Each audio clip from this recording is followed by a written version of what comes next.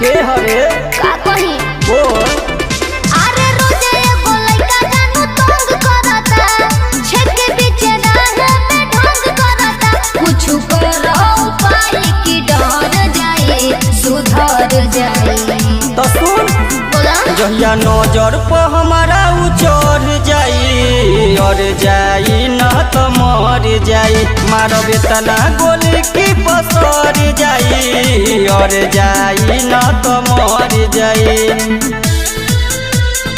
और जाई न तो मर जाई मर जाई और जाई न तो मर जाई ढेर दिन से ऊपर सीतम सहतानी रात के उ देवता ह बात से न मानी सही कहता रुए जा हो हमरा बारे में ओकरा बता दी है रे नहीं मानी तो भेंट करवा दी है रे और ऐसन इलाज की हर जाई अकर जाई अरे सुन जहिया नजर पहितवा उ चढ़ जाई और जाई न तो मर जाई मानवतना गोली की पसर जाई और जाई न तो मर जाई और जाई न तो मर जाई और जाई न तो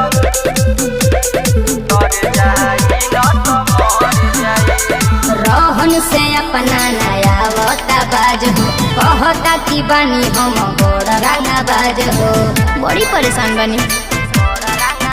कांड करबू ऐसन अनोखाए जान दागबू तना गिनाई न खोखाए जान आगे भी तू जनक जब बढ़ जाई ना संभल पाई